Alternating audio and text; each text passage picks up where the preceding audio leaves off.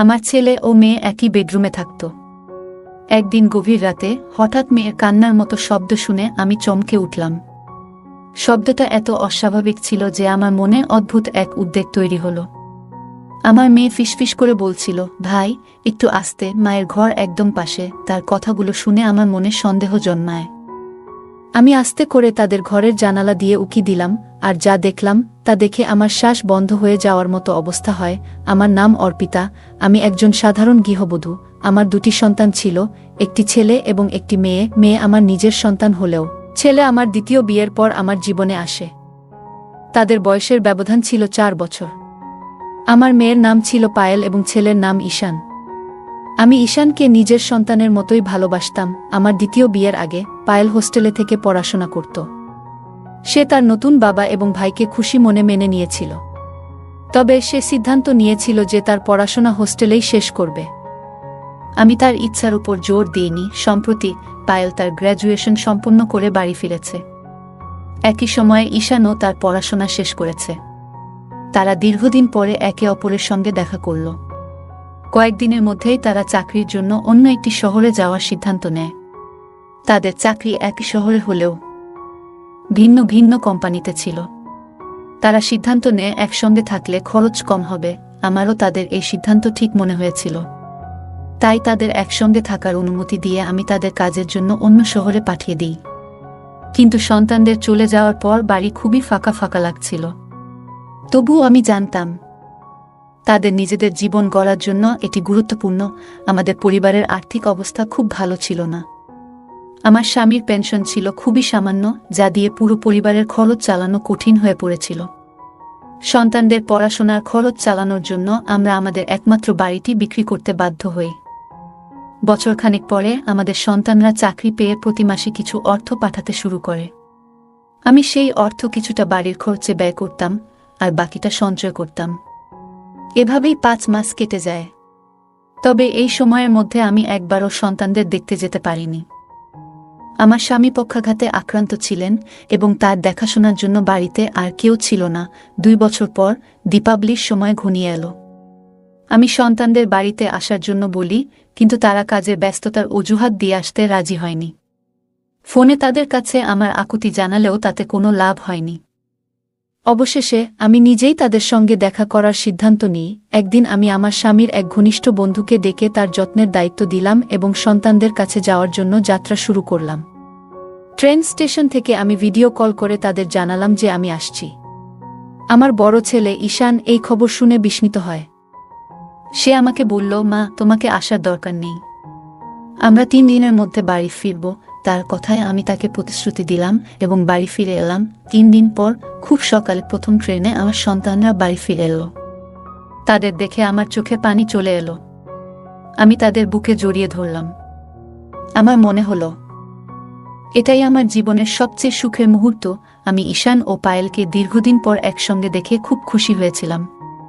তবে পায়েলের মধ্যে বেশ কিছু শারীরিক পরিবর্তন লক্ষ্য করলাম। গত 2 বছরে তার চেহারায় অনেকটা পরিবর্তন এসেছে। যেদিন তারা বাড়ি ফিরল, আমি লক্ষ্য করলাম যে তারা দুজনেই একসঙ্গে একটি ঘরে ঢুকে গেল। আমি ভেবেছিলাম পায়েল হয়তো তার ব্যাগ রেখে ঘর থেকে বেরিয়ে আসবে, কিন্তু 1 ঘন্টা কেটে যাওয়ার পরও তারা ঘর থেকে বেরোয়নি। তখন আমি চা ও নাস্তা নিয়ে তাদের ঘরে গেলাম। আমি বললাম, তোমরা দুজন কি এবার থেকে এই এক ঘরেই থাকবে? বাড়ির ছাদে আরেকটা ঘর আছে, ঈশান তুমি সেখানে চলে যাও, এই ঘরটা পায়েল থাকুক। তখন ঈশান বলল, না মা, আমি পায়েলকে ছেড়ে অন্য ঘরে থাকতে পারবো না।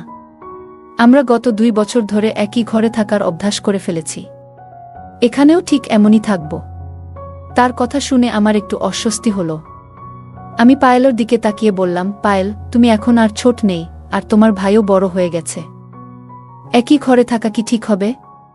যদি কখনো তোমার একা থাকার প্রয়োজন হয়, তখন কিভাবে ম্যানেজ করবে? তখন পায়েল উত্তর দিল, মা, আমরা যে শহরে কাজ করতাম সেখানে 2 ঘরের ফ্ল্যাটের ভাড়া অনেক বেশি। তাই আমরা গত 2 বছর ধরে একই ঘরে থেকেছি। যখন সেখানে থাকতে পেরেছি, তাহলে এখানে কেন পারব না? আমার ছেলে ঈশান ও মেয়ে পায়েল একসঙ্গে একটি ঘরে থাকতে চেয়েছিল। আমি তাদের সিদ্ধান্তে আপত্তি করিনি। সেদিন আমি সারা দিন ঘরের কাজে ব্যস্ত ছিলাম।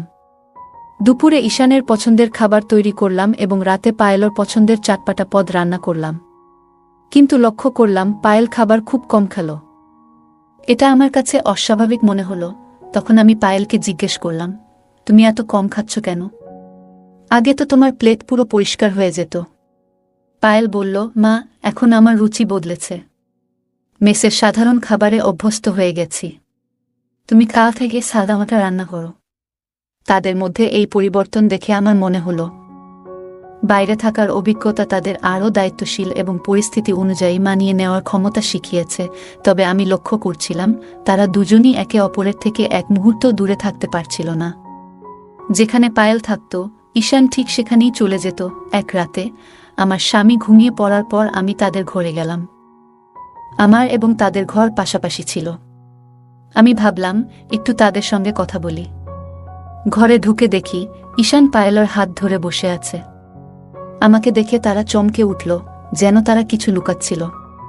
আমি সেই সময় কিছু বলিনি এবং বিষয়টা এড়িয়ে গেলাম। কিন্তু পরদিন সকালে এমন একটি ঘটনা ঘটল যা আমাকে চিন্তায় ফেলে দিল। সকালের দিকে আমি তাদের ঘরের দিকে গেলাম। দেখলাম বিছানার চাদরটা শুকাতে দেওয়া হয়েছে। এত সকালে কে চাদর ধুতে পারে? কৌতূহলী হয়ে আমি পায়েলকে জিজ্ঞাসা না করেই ঘরের দিকে এগোলাম। দেখি ঘরের দরজা বন্ধ। ঠিক তখনই পেছন থেকে ঈশানের ডাক শুনলাম, মা, নাশতায় কি বানিয়েছ? দরজার বাইরে এসে ঈশান আমাকে প্রশ্ন করল। আমি তাকে জিজ্ঞাসা করলাম, তোমাদের ঘরের চাদর এত সকালে কে ধুয়েছে? কেন ধুয়েছে? আমার প্রশ্ন শুনে ঈশান একটু অস্বস্তিতে পড়ল। তার চোখ বারবার পায়েলের দিকে যাচ্ছিল। তখন পায়েল সামনে এসে বলল, মা, চাদরটা আমি ধুয়েছি। ওটাতে ধুলা জমেছিল, তাই বারবার হাঁচি আসছিল। এজন্য সকালে ধুয়ে নিয়েছি। আমি বললাম, তোমাদের আসার আগে আমি সবকিছু পরিষ্কার করেছিলাম। চাদরে ধুলা আসবে কিভাবে? আমার প্রশ্ন শুনে পায়েল একটু বিড়ম্বনায় পড়ল। তার মুখের অভিব্যক্তি বলে দিচ্ছিল সে কিছু লুকোচ্ছে। তখন ঈশান বলল, মা, আমার খুব খিদে পেয়েছে। তুমি কি চাদর নিয়ে কথা বলছো? আর আমি খেতে পাচ্ছি না। তুমি কি খাবার দেবে নাকি আমাকে বাইরে গিয়ে খেতে হবে? এ কথা শুনে আমি আলোচনা বন্ধ করে রান্নাঘরে নাশতা বানাতে চলে গেলাম। পরে কাজের ব্যস্ততায় বিষয়টি ভুলে গেলাম। কিছুদিন ধরে লক্ষ্য করছিলাম আমার দুই সন্তানের আচরণে বেশ পরিবর্তন এসেছে। পায়েল, যে আগে আমার সঙ্গে অনেক গল্প করত, এখন বেশিরভাগ সময় নিজের ঘরেই থাকে।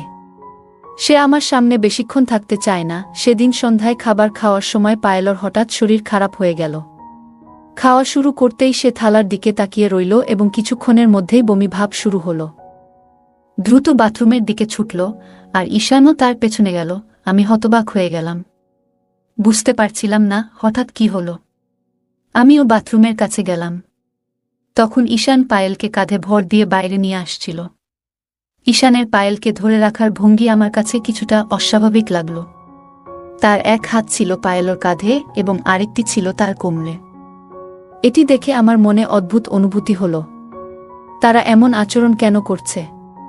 আমার মনে বিভিন্ন প্রশ্নে ভরে যেতে থাকল। আমার মন তখনও অস্থির ছিল, তবে কিছু বললাম না।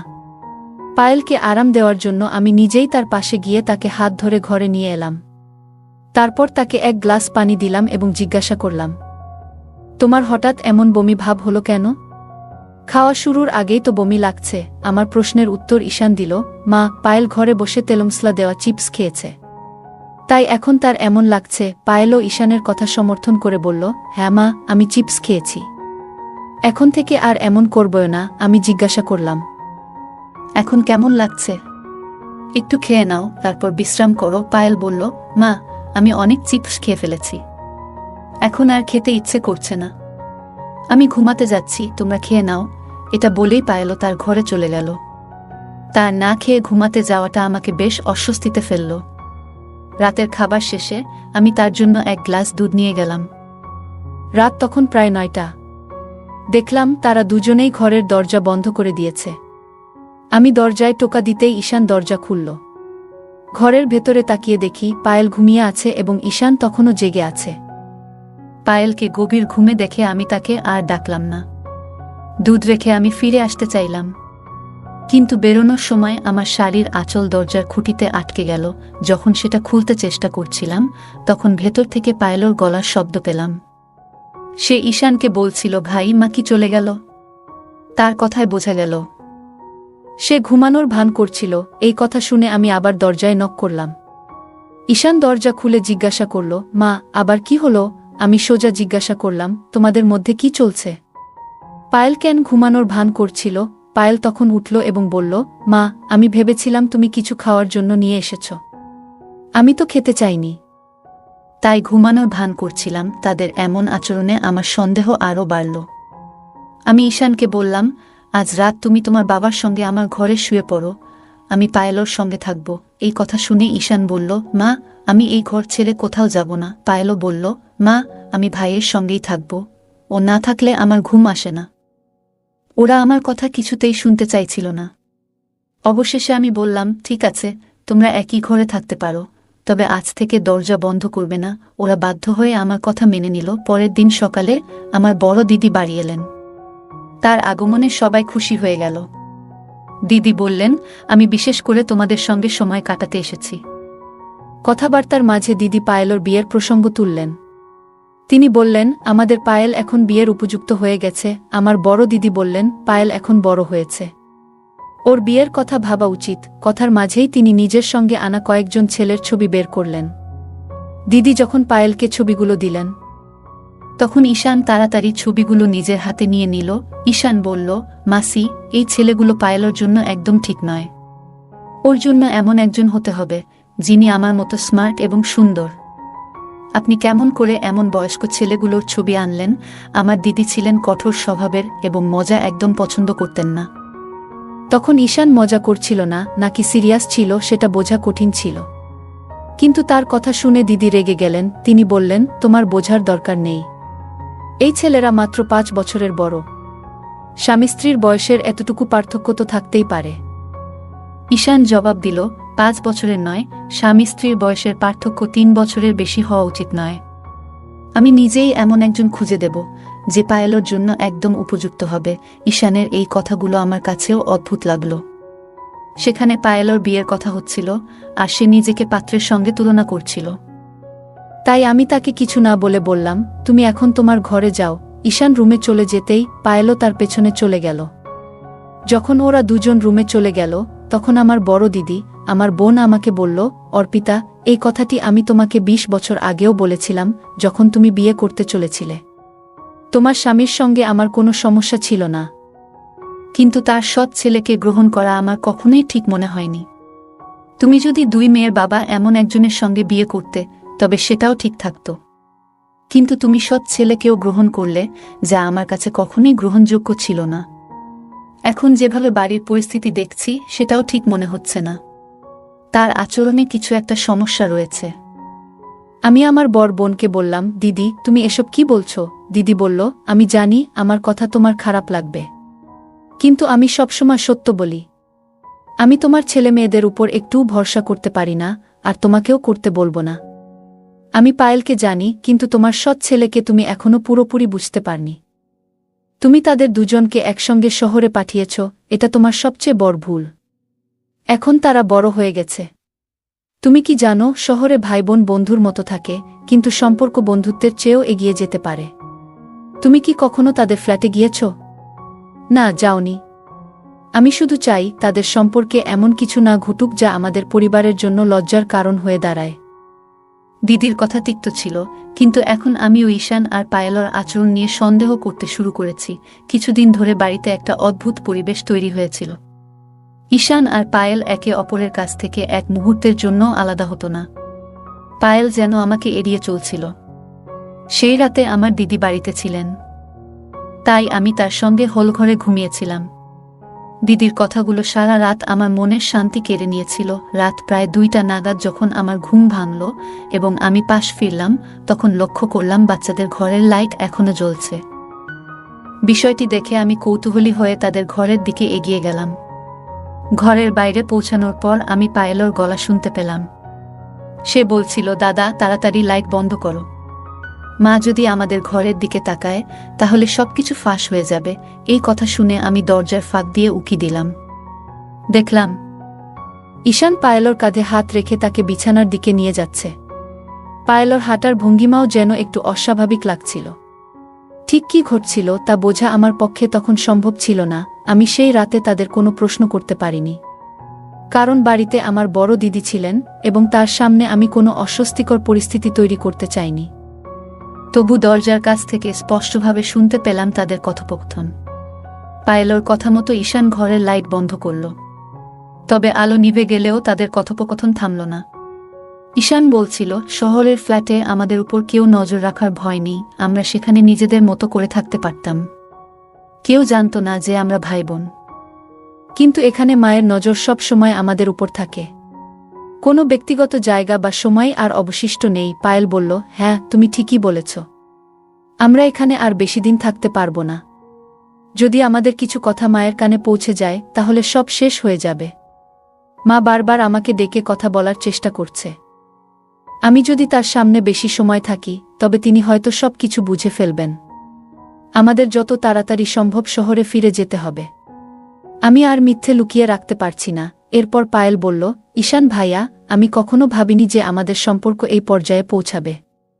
গত কয়েক মাস ধরে আমি তোমার সঙ্গে ফ্ল্যাটে থাকছি, আর তুমি সবকিছুতে আমাকে সাহায্য করেছ। সত্যি বলতে তোমার মতো আর কাউকে আমি খুঁজে পেতাম না। তাদের এই কথোপকথন শুনে আমি একেবারে হতবাক হয়ে গিয়েছিলাম। আমি আবার ঘরের ভেতরে উকি দিয়ে দেখলাম তারা দুজন একে অপরকে জড়িয়ে ধরেছিল। আমার খুব ইচ্ছা করছিল ঘরে ঢুকে তাদের থাপ্পড় মারি, কিন্তু আমি নিজের পরিবারের সম্মান রাস্তায় ফেলতে চাইনি। তাদের কথা শুনে আমি গভীরভাবে মর্মাহত হয়েছিলাম। সেই রাত আমি এক মুহূর্তের জন্য ঘুমাতে পারিনি। আমি শুধু ভোর হওয়ার অপেক্ষায় ছিলাম। ভোরে কিছু সময়ের জন্য চোখ লেগে এসেছিল, কিন্তু তার মধ্যেই আমার বড় দিদি আমাকে জাগিয়ে তুলল। তিনি বেশ ঘাবড়ে গিয়েছিলেন এবং বললেন, অর্পিতা, তোমার বাড়িতে কি হচ্ছে? পায়েল সকাল সকাল ঘরের চাদর নিয়ে গেল কেন? আমি তোমার সন্তানদের আচরণে কিছু ভুল দেখছি। তাড়াতাড়ি করে পায়েলের বিয়ে ঠিক করো। আমি তোমার সৎ ছেলের উপর একটুও ভরসা করতে পারছি না। তখন আমি দিদির সামনে মিথ্যে বললাম। আমি নিজেই পায়েলকে চাদর ধোয়ার জন্য বলেছিলাম। দিদি আমার কথা বিশ্বাস করলেন, কিন্তু আমার মনে গভীর সন্দেহ দানা বাঁধতে শুরু করেছিল। রাতের কথোপকথন এবং তাদের ব্যবহারের উপর ভিত্তি করে আমি ইতিমধ্যেই অনেক কিছু আন্দাজ করতে পেরেছিলাম। সকালে প্রথম পায়েল উঠে ঘর পরিষ্কার করছিল। রাতের কথা শোনার পর আমার কাছে পরিষ্কার হয়ে গিয়েছিল যে কেন সে চাদর ধুতে নিয়ে গিয়েছিল। বেলা প্রায় 12টা বেজে গিয়েছিল, কিন্তু আমার বড় দিদি বাড়ি থেকে যাচ্ছিলেন না। বাচ্চারা বলেছিল যে তারা ক্যাফেতে যাচ্ছে। যখন আমার দিদি শেষমেশ নিজের বাড়ির পথে রওনা দিলেন, আমি বাচ্চাদের ঘরে ঢোকার সুযোগ পেলাম। আমি ঈশান এবং পায়েলের ব্যাগ তল্লাশি করলাম। পায়েলের ব্যাগ থেকে আমি এমন কিছু পেলাম যা দেখে আমার মাথার উপর থেকে আকাশ যেন ভেঙে পড়ল। আমার সন্দেহ নিশ্চিত হয়ে গেল যে তারা সম্পর্কের সব সীমা অতিক্রম করেছে। আমি সেই জিনিসটি হাতে নিয়ে ফুপিয়ে কেঁদে উঠলাম। আমি বিছানায় বসে মাথা ধরে আছি। এমন সময় পিছন থেকে ঈশানের গলা শুনতে পেলাম। সে বলল, মা, আজ সন্ধ্যায় আমরা বেরিয়ে যাচ্ছি। ছুটির দিন শেষ হয়ে গেছে। তার কথা শুনে আমি ক্রোধে ফেটে পড়লাম। উঠে গিয়ে তার কলার ধরে বললাম, অসভ্য, তুই নিজের আসল রূপ দেখিয়েই দিলি। তুই তোর বোনের সঙ্গে। আমি প্রেগন্যান্সি কিটটি দেখিয়ে বললাম, পায়েল গর্ভবতী, আর এর জন্য দায়ী তুই। আমি সব বুঝে গেছি। তোমাদের সমস্ত কাজকর্ম আমার সামনে প্রকাশ হয়ে গেছে। আমি কথা বলতে বলতে আরও রাগে ফেটে পড়ছিলাম। তখনই পিছন থেকে পায়েল এসে উপস্থিত হল। তার মুখ দেখেই আমার হাত থেকে প্রেগন্যান্সি কিটটি পড়ে গেল। পায়েল শান্ত কণ্ঠে বলল, মা, দাদার ওপর দয়া করে এমন অভিযোগ আনবেন না। তুমি যা দেখেছ বা শুনেছ তার পেছনের পুরো সত্য তুমি জানো না। হ্যাঁ, আমি গর্ভবতী, তবে এর সঙ্গে দাদার কোনো সম্পর্ক নেই। আমি হতবাক হয়ে তার দিকে তাকালাম। পায়েল ধীরে ধীরে বলতে শুরু করল, মা, আমার আগের কর্মস্থলে এক ম্যানেজারের সঙ্গে আমার একটি সম্পর্ক গড়ে উঠেছিল। সেই সম্পর্ক ভেঙে যাওয়ার পর আমি জানতে পারি যে আমি গর্ভবতী। যখন তাকে জানাই তখনই জানতে পারি যে সে বিবাহিত। তার কথা শুনে আমার দুনিয়া যেন ভেঙে পড়ে। মানসিক যন্ত্রণায় আমি এক সময় আত্মহত্যার চেষ্টা করি, কিন্তু দাদা আমাকে সময় মতো উদ্ধার করে। তারপর পায়েল গভীর শ্বাস নিয়ে বলল, দাদা আমার সবচেয়ে বড় ভরসা। সে আমার পরিস্থিতি বোঝে এবং আমাকে মানসিকভাবে শক্তি যোগায়। যখন আমি গর্ভপাত করার সিদ্ধান্ত নিই তখন ডাক্তার জানান এটি করলে ভবিষ্যতে মা হওয়ার সম্ভাবনা আর থাকবে না। সেই সময় দাদা আমাকে আশ্বস্ত করে বলেছিল, মা হওয়া একটি নারীর জীবনের গুরুত্বপূর্ণ অধ্যায়। আমি তোমার জন্য এমন একজনকে খুঁজে বের করব যে তোমাকেও গ্রহণ করবে এবং তোমার সন্তানকেও ভালোবাসবে। এমন কেউ না থাকলে আমি নিজেই তোমার সন্তানের দায়িত্ব নেব। পায়েলের এই কথাগুলো শোনার পর আমি স্তব্ধ হয়ে গেলাম। আমার ভুল বোঝাবুঝি এবং সন্দেহ আমাকে কোথায় নিয়ে গিয়েছিল তা ভাবতে গিয়ে আমি নিজেই লজ্জিত হলাম। এরপর থেকে পায়েলের প্রতি আমার আচরণে পরিবর্তন এলো। আমি তার যত্ন নেওয়া শুরু করলাম এবং তার জন্য সবসময় পাশে থাকার প্রতিশ্রুতি দিলাম। মা, আজ সকালে মাসি তোমাকে চাদর নিয়ে যা বলেছে সেটাও আমি শুনেছি। প্রেগন্যান্সির কারণে মাঝে মধ্যে রাতের বেলা আমার বমি হয়, এতে বিছানার চাদর নোংরা হয়ে যায়, তাই আমি সেটি সকালে ধুতে নিয়ে যাই। মা, প্রেগন্যান্সির কারণে রাতে আমার শরীর খারাপ হয়, অনেক সময় বিছানার চাদর নোংরা হয়ে যায়, সকালে আমি নিজেই সেটা ধুয়ে ফেলি যাতে তোমার কিছু বুঝতে না হয়। আর দাদা?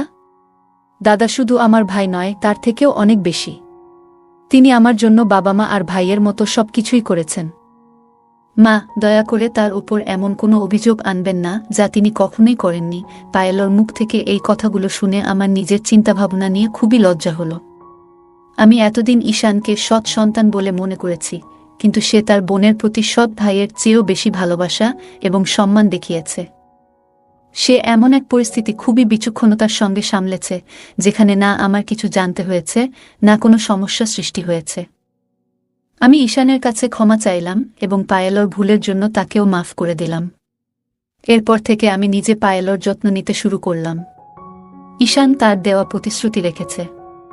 সে এমন একজন মানুষের সঙ্গে পায়েলের বিয়ে ঠিক করল যে শুধু পায়েলকে নয়, তার সন্তানকেও স্বীকার করে নিল।